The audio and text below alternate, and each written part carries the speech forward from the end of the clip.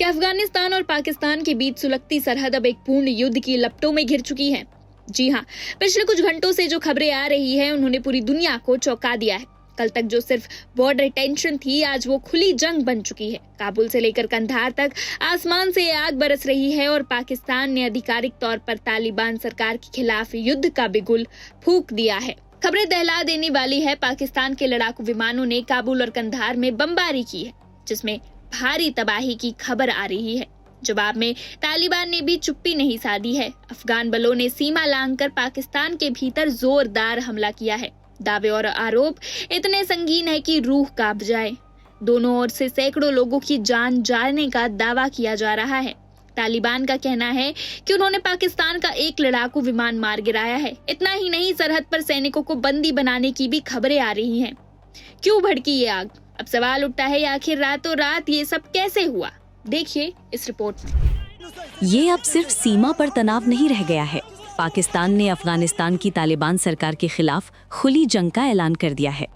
काबुल पर हवाई हमले हुए हैं, कंधार में बम गिरने की खबर है और दोनों तरफ दर्जनों लोगों के मारे जाने का दावा किया गया है। अब दोनों सरकारें एक दूसरे पर भारी हताहतों, बंदी बनाए गए सैनिकों और यहाँ तक कि एक लड़ाकू विमान गिराने का आरोप लगा रही हैं। यहाँ बताया गया है कि असल में क्या हुआ और क्यों ये सालों में सबसे खतरनाक अफगानिस्तान पाकिस्तान तनाव बन सकता है। ताज़ा झड़प तब शुरू हुई जब अफगान सेना ने गुरुवार देर रात पाकिस्तान में सीमा पार हमले किए। काबुल का कहना है कि ये जवाबी कार्रवाई थी, उन पाकिस्तानी हवाई हमलों का बदला जिनके बारे में अफगानिस्तान का दावा है कि उनमें महिलाओं और बच्चों सहित नागरिक मारे गए थे। इस्लामाबाद का कहना है कि उन शुरुआती हमलों में सीमा के पास छिपे आतंकवादियों को निशाना बनाया गया था। फिर एक नाटकीय बदलाव आया। पाकिस्तान के रक्षा मंत्री ख्वाजा आसिफ ने एक्स पर एक सख्त संदेश पोस्ट किया। हमारे सब्र की सीमा खत्म हो गई है, अब हमारे और आपके बीच खुली जंग है। कुछ ही घंटों के भीतर पाकिस्तान ने ऑपरेशन खजब-उल हक नाम से एक सैन्य अभियान शुरू किया। इसने सीमा पर झड़पों को खुली आमने सामने की जंग में बदल दिया। काबुल में धमाकों की खबर मिली।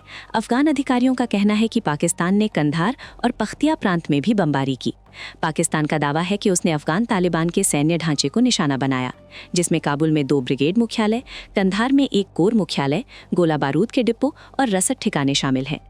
हालांकि पाकिस्तान ने उन हमलों में हताहतों के विस्तृत आंकड़े जारी नहीं किए। इस बीच अफगानिस्तान एक अलग ही तस्वीर पेश करता है। अफगानिस्तान के रक्षा मंत्रालय का दावा है कि उसकी सेना ने 55 पाकिस्तानी सैनिकों को मार गिराया, 19 पाकिस्तानी सैन्य चौकियों को नष्ट कर दिया और कई सैनिकों को जिंदा पकड़ लिया। पाकिस्तान इसका कड़ा खंडन करता है। इस्लामाबाद का कहना है कि उसके केवल 2 सैनिक मारे गए और दावा किया कि इसके बजाय 100 से अधिक अफगान लड़ाके मारे गए। ये केवल एक छोटी विसंगति नहीं है, ये वास्तविकता के 2 पूरी तरह से अलग संस्करण हैं। और भी बहुत कुछ है। अफगान सूत्रों का कहना है कि उन्होंने पाकिस्तान का एक F-16 लड़ाकू विमान मार गिराया। ऑनलाइन प्रसारित एक वीडियो में जलते हुए विमान का मलबा दिखाया गया है। यदि इसकी पुष्टि हो जाती है तो ये न केवल प्रतीकात्मक रूप से बल्कि सैन्य रूप से भी एक बड़ा झटका होगा। अब तक पाकिस्तान ने किसी भी विमान के नुकसान को स्वीकार नहीं किया है। स्वतंत्र सत्यापन के बिना ये दावा विवादित बना हुआ है। लेकिन अकेले इस दावे ने ही खतरे को नाटकीय रूप से बढ़ा दिया है। तौरखम सीमा पार मोर्टार के गोले कथित तौर पर एक शरणार्थी शिविर पर गिरे। महिलाएं और बच्चे घायल हो गए। अफगान अधिकारियों का कहना है कि कम से कम 13 नागरिक घायल हुए हैं। पाकिस्तानी पक्ष में निवासी सीमा के पास के गांवों को खाली कर रहे हैं।